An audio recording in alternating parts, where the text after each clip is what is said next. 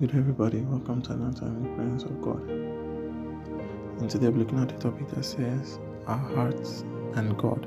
Our hearts and God. And first of all, I would like to ask a question.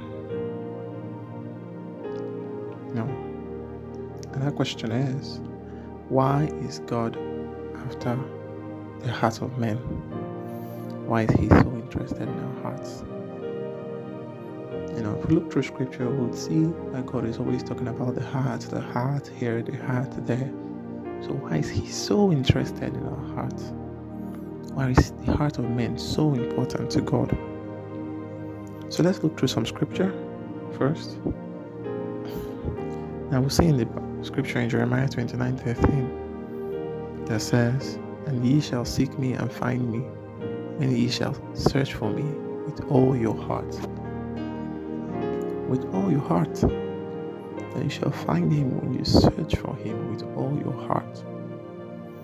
So what that scripture is saying, what God is trying to say in that scripture is, if you must seek Him, you must do so with all your heart. You see, with all your heart. You see another scripture in Luke 10, verse 27. And it says, "And he answering said, Thou shalt love the Lord thy God with all thy heart, and with all thy soul, and with all thy strength, and with all thy mind, and thy neighbor as thyself." When it came to loving God, He said you must do so with all your heart. That if you must love Him, it must be with all your heart. That is, it is possible to seek or to love God with only a part of your heart. And there are times when it's time to show our love for God, we only say, God, I don't love you this much to do this for you, to do that for you. God is saying, if at all you would say that you love Him, it must be with all your heart and with everything, your mind, your soul, your body, and your spirit. So He said, if you must love Him, it's with all your heart. It's in Proverbs chapter 3, verse 5. It says, "Trust in the Lord with all thine heart, and lean not unto thine own understanding." There you see it again. If you must trust God, it is with all your heart. Your heart, God is always after the heart. That means you can't trust God without your heart, without all your heart. You can't say you trust God, but your heart is not in it. You can't say you love Him, but your heart is not in it. You can't say you're seeking after Him, but your heart is not in it. Or part of your heart is in it. We see also in 1 Samuel chapter 16, verse 7. And it says, "But the Lord said unto Samuel, Look not on his countenance, or on the height of his stature, because I have refused him. For the Lord seeth not as man seeth. For man looketh on the outward appearance, but the Lord looketh on the heart." Now, a brief story about what's happening here. Prophet Samuel was sent by God to go to the house of Jesse and sort out the new king of Israel. And when the prophet Samuel got there and requested for the sons of Jesse to come out, he saw them. He saw this one was fine, this one was tall. He said, "Oh, this one is looking tall and fine. It must be this one that God had chosen." And God says, "I don't look at the height or the beauty or the appearance. People look at that. But for me, I look at the heart." So God is always after the heart of men. Always after the heart of men. Always after the heart of men. Not just after the heart, our own, or not just after what people see, but what He wants is our heart. We see in Lamentation 2:19, and it says, "Arise, cry out in the night, in the beginning of the watches, pour out thine heart like water before the face of the Lord. Lift up thine hands towards Him for the life of thy young children that faint for hunger in the top of every street." Wow.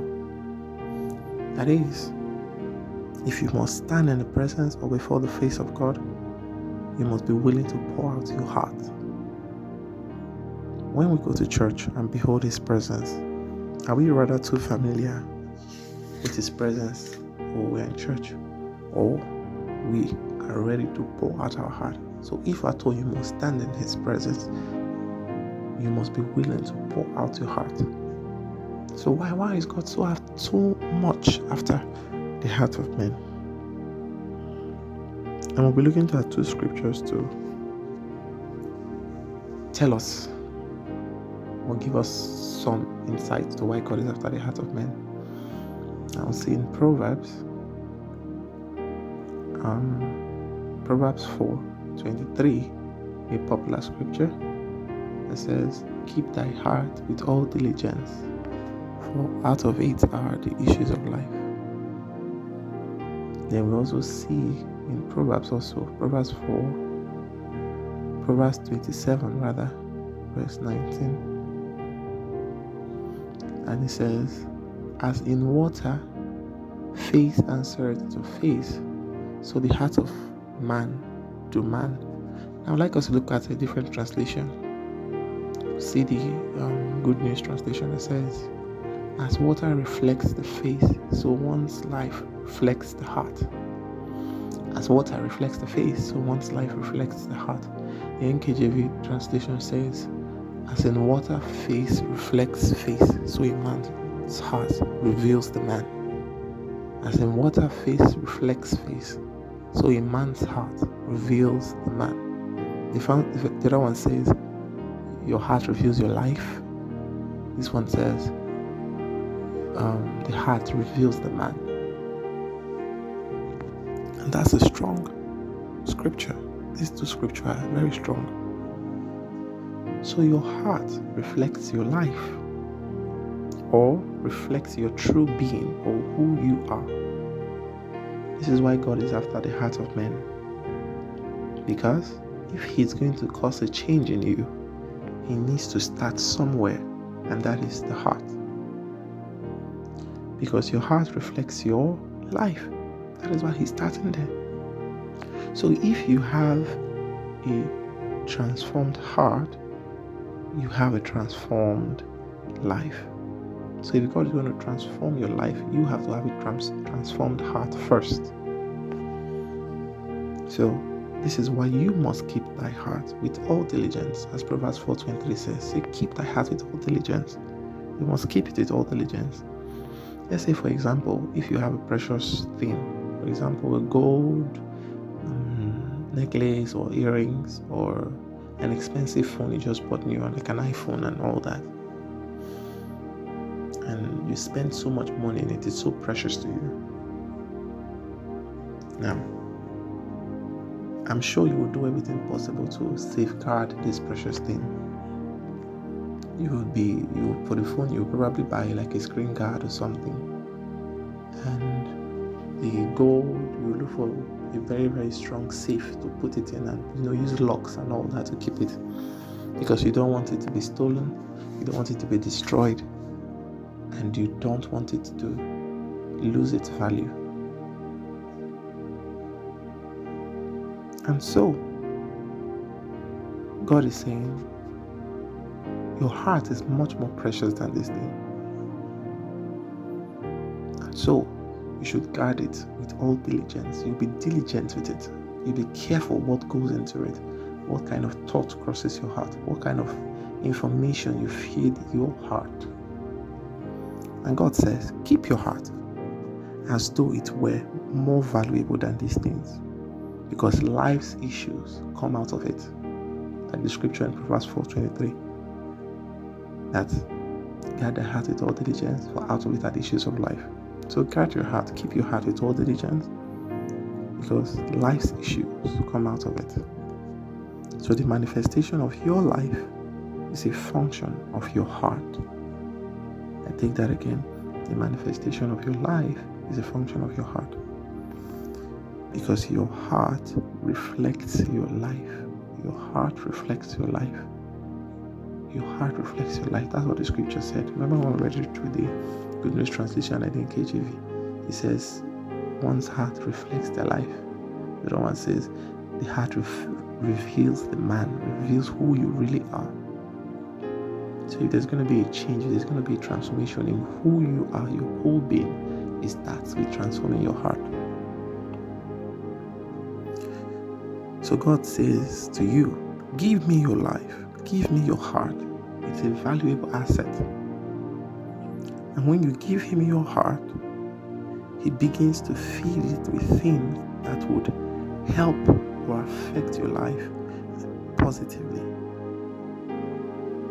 So give him your heart today. Let him do what would yield positive results with it. So if you must love him, if you must seek him, since your heart inherently affects your life,